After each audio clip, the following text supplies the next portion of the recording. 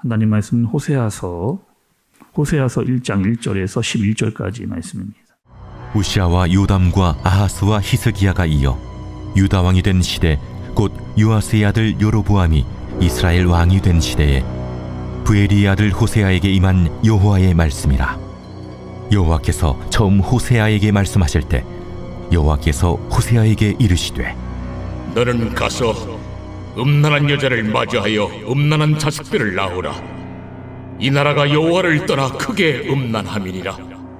이에 그가 가서 디블라임의 딸 고멜을 맞이하였더니 고멜이 임신하여 아들을 낳음에 여호와께서 호세아에게 이르시되, 그의 이름을 이스라엘이라 하라. 조금 후에 내가 이스라엘의 피를 예후의 집에 갚으며 이스라엘 족속의 나라를 폐할 것임이니라. 그날에 내가 이스라엘 골짜기에서 이스라엘의 활을 꺾으리라. 고멜이 또 임신하여 딸을 낳음에 여호와께서 호세아에게 이르시되, 그의 이름을 로루하마라 하라. 내가 다시는 이스라엘 족속을 궁일히 여겨서 용서하지 않을 것임이니라. 그러나 내가 유다 족속을 궁일히 여겨 그들의 하나님 여호와로 구원하겠고 활과 칼이나 전쟁이나 말과 마병으로 구원하지 아니하리라.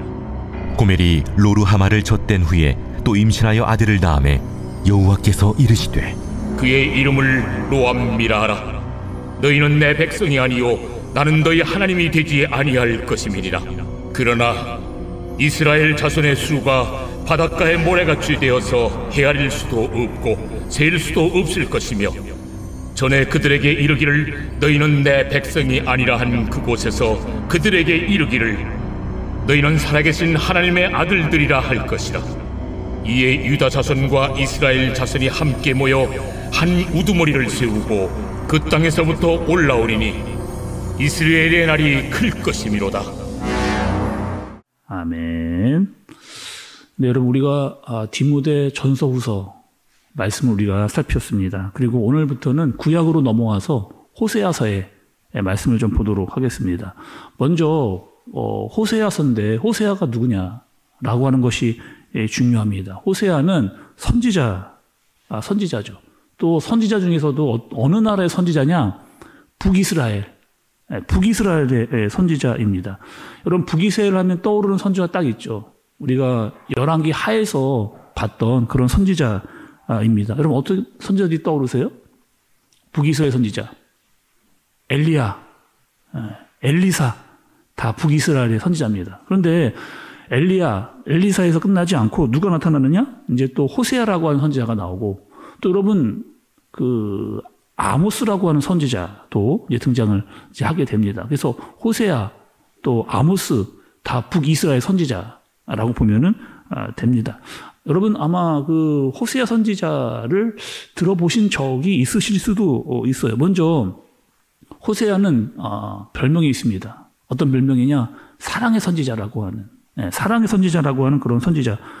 그 사랑도 그 보통 사랑하는 선지자가 아닙니다. 그 아내가 있었는데 아내가 집을 자주 나갑니다. 근데 그 아내를 끝까지 찾아가서 인내하고 데리고 돌아오는 사랑의 끝판왕이라고 하는 선지자로 보는 사람이 바로 이 호세아라고 하는 사람이죠.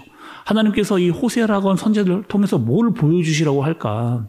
내가 너희를 향한 사랑, 그 사랑을 하나님께서 보여주시려고, 내가 이스라엘 너희 백성을 얼마나 사랑하는지를 이 호세아를 통해서 보여주려고 하는 말씀을 우리에게 알려주십니다. 다시 한번 여러분, 그 호세아의 아내가 있었어요. 이 아내는 누구냐? 고멜이라고 하는 그런 사람입니다. 음란한 여자였어요. 다른 남자들을 많이 만났던 그런 여자입니다. 근데 하나님께서 이 호세아에게 그 여자와 결혼하라, 그리고 아이들을 낳아라, 이렇게 하나님께서 이야기를 하시는 겁니다. 결국에 이 호세아와 고멜의 관계를 통해서 하나님께서 보여주시고 싶은 게 있는데 상징입니다. 어떤 상징이냐? 호세아는 여호와 하나님을 상징하는 것이고, 고멜은 이스라엘을 상징하는 그 모습을 말씀이 이제 보여주는 거죠. 여러분 1절의 말씀을 좀 보세요. 1절의 말씀. 우시아와 요담과 아하스와 히스기야가 이어 유다 왕이 된 시대, 곧 요아스의 아들 여로보암이 이스라엘 왕이 된 시대에 브리의 아들 호세아에게 임한 여호와의 말씀이니라 이렇게 얘기합니다. 여러분 조금 전에 그 호세아는 북이스라엘의 선지자다 이렇게 말씀을 드렸잖아요. 근데 1절의 말씀을 읽으니까 남유다의 왕들이 쫙 나열이 이렇게 됩니다. 그러니까 자칫 잘못 보면은 호세아를 남유다의 선지자로 볼 수도 있는데 그렇지 않고 여러분 자세히 보면 요아스의 아들 여로보암이라고 이렇게 나와 있잖아요. 그래서 이 성경이 꼭 여러분 우리가 그 열왕기 하에서도 말씀을 드렸는데 남유다와 북이스라엘 같은 시대의 왕들을 보여주면서 이 왕이 어떤 왕인가를 보여주고 있는 그런 상황을 이야기해주고 있는 겁니다. 그래서 1절 중간에 보면 요아스의 아들 여로보암. 이 여로보암은요, 여로보암 2세를 이야기를 합니다. 근데 그때는 어떤 때냐? 북이스라엘의 여로보암 2세 때는 어떤 때냐?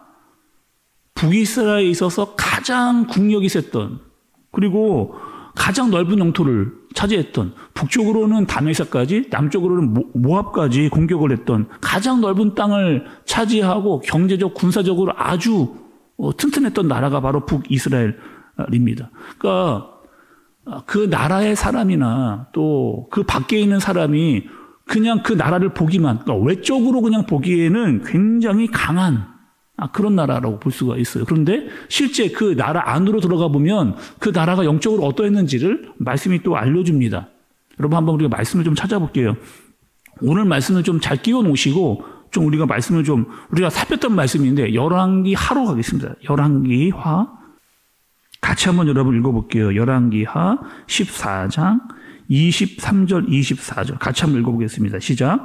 유다의 왕 요아스의 아들 야마샤 제15년에 이스라엘 왕 요아스의 아들 여로보암이 사마리아에서 왕이 되어 41년간 다스렸으며 여호와 보시기에 악을 행하여 이스라엘에게 범죄한 느밧의 아들 여로보암의 모든 죄에서 떠나지 아니하였더라. 이렇게 이야기합니다.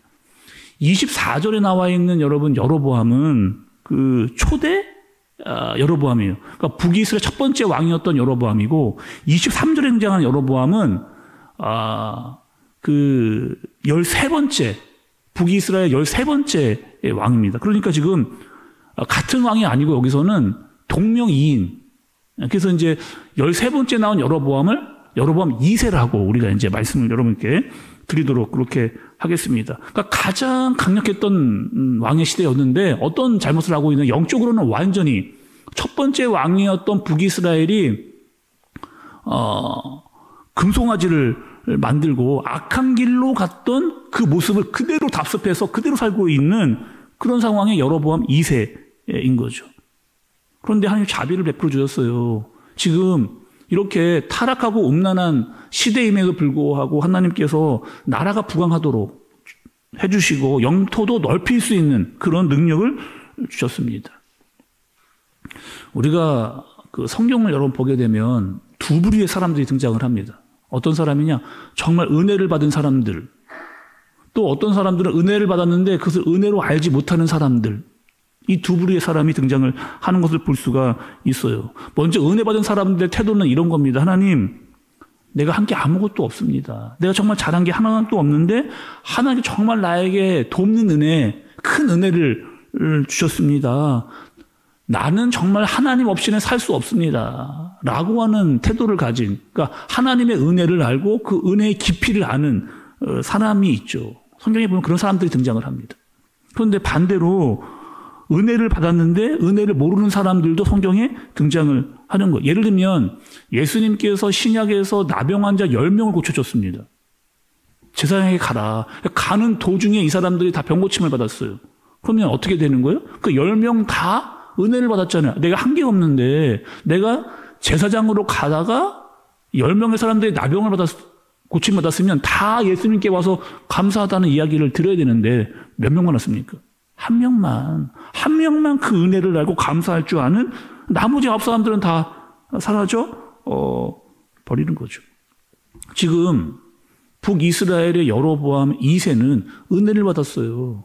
잘못하고 있음에도 불구하고 강한 나라를 이어받을 수 있는 왕이 됐습니다. 그런데 그 은혜를 은혜로 알지를 못하는 그런 모습을 보여주는 거죠. 2절의 말씀 여러분 좀 보시면 2절의 동사만 좀 보도록 하겠습니다. 여호와께서 호세아에게 말씀을 하십니다. 어떻게 말씀하시냐? 가라는 거예요. 가라. 너는 가라. 음란한 여자를 맞이해라. 또 그 여자와 결혼해라. 그리고 음란한 자식을 낳으라. 이렇게 이야기합니다. 그러니까 하나님께서 호세아에게 2절에 말씀을 하시는데 어떻게 하다고요? 가서 맞이하고 결혼하고 또 낳으라. 다 뭐로 되어 있냐면 명령으로 되어 있습니다.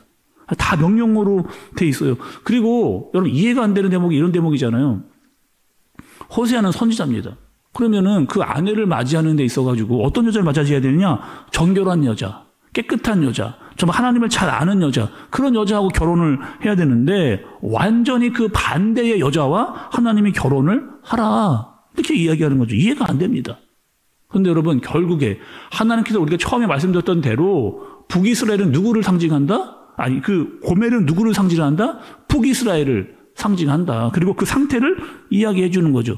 지금 북이스라엘 상태가 어떤 상태예요? 음란에 빠져 있는 상태에 지금 하나님 이외에 다른 남편, 다른 남자를 상대하고 있는 그런 모습이 바로 북이스라엘의 모습이다. 그리고 너희는 지금 창녀와 같다. 영적인 창녀와 같다. 이렇게 이야기를 하시는 겁니다. 우상에게 절하고 마음을 뺏긴 채 돌아올 생각을 하지 않고 있는 이스라엘의 타락한 모습을 하나님께서 고멜을 통해서 북이스라엘이 어떤 사람인지를 보여주고 계시는 거죠. 그리고 호세아와 고멜 사이에서 자식들을 낳습니다. 자식도 여러분 좀 보시면 첫째를 낳는 첫째는 아들입니다. 아들의 이름이 뭐냐면 이스라엘의 뜻이 이스라엘. 뜻이 흩어버리다라고 하는 뜻을 가지고 있습니다. 두 번째는 딸입니다. 둘째는 딸을 낳았는데 이름이 롤루하마입니다. 롤루하마. 뜻이 내가 절대로 용서하지 않겠다. 이런 뜻이 있어요. 셋째는 로암이라고 하는 이 뜻은 너는 내 백성 내 아들 아니다. 이런 뜻인 거죠. 여러분 누가 자식의 이름을 이런 식으로 짓는 그런 부모가 여러분 어디 있어요? 다 마치 저주의 이름을 해주는 것처럼 그런 이름을 쳐놨습니다. 그런데 여러분 결론적으로 하나님께서 그들에게 이야기해 주시는 것은 뭐예요? 지금 저주를 하시는 것 같이 보이는데 10절의 말씀을 여러분 보세요. 10절. 그러나 이스라엘 자손의 수가 바닷가의 모래같이 되어서 헤아릴 수 없고 셀 수도 없을 것이며 전에 그들에게 이르기를 너희는 내 백성이 아니라 한 그곳에서 그들에게 이르기를 너희는 살아계신 하나님의 아들들이라 할 것이라. 이렇게 얘기합니다. 하나님의 아들이라. 내 백성이 아니다 했던 그곳에서 너는 하나님의 아들이라고 하는 이름을 칭하게 될 것이다. 지금 마치 그 고멜과 호세아 사이에 태어난 자식들에게 저주를 하는 것 같이 보였는데 하나님께서 그렇게까지 이야기하시는 이유는 뭐예요? 너희들이 깨닫고 돌아오면, 너희가 회개하고 돌아오면 그것이 저주가 아니고 내가 지금 너희를 징계하는 것이 사랑이다 라고 하는 것을 깨닫게 되어지는, 그것을 알게 할 것이다 라고 하는 하나님 아버지의 마음을 지금 보여주는 그런 말씀인 거죠. 결국에 하나님은 고멜 같은 이스라엘을 포기하지 않는 겁니다. 내가 끝까지 너를 찾아가고 끝까지 너와 결혼해서 끝까지 너를 찾겠고 끝까지 내가 너를 사랑하겠다라고 하는 그 모습을 보여주고 있는 그런 모습인 거죠. 우리 여러분 그 수로보니게 여인, 우리 신약에서 복음서에서 말씀을 좀 들었습니다. 수로보니게 어떤 여자였어요? 자신의 딸이 아팠습니다. 그래서 예수님께 도움을 또 낫게 해달라고 이렇게 왔던 그 여인 여러분 아시잖아요. 예수님이 뭐라고 이야기하시냐면 이렇게 이야기합니다. 그 여인에게 너에게 줄 게 없다는 거예요. 개 같은 너에게 줄 게 없다. 이렇게 심할 정도로의 이야기를 그렇게 하시는 겁니다. 왜 여러분? 아니 마치 저주하는 것 같잖아요. 개와 같은 너에게 줄 것이 없다. 아니 마치 예수님께서 그 여자를 저주하시는 것 같잖아요. 근데 그건 저주가 아닙니다. 왜? 예수님께서 그 여자에게 보고 싶은 게 있으셨어요. 뭐예요? 믿음이었습니다. 그가 가진 믿음. 그것을 결국에 보고 싶었던 거죠. 지금 하나님이 가지고 있는 진짜 마음은 뭐예요? 이스라엘 백성들에게 이렇게까지 이야기하면서 말씀하시는 이유는 뭐예요?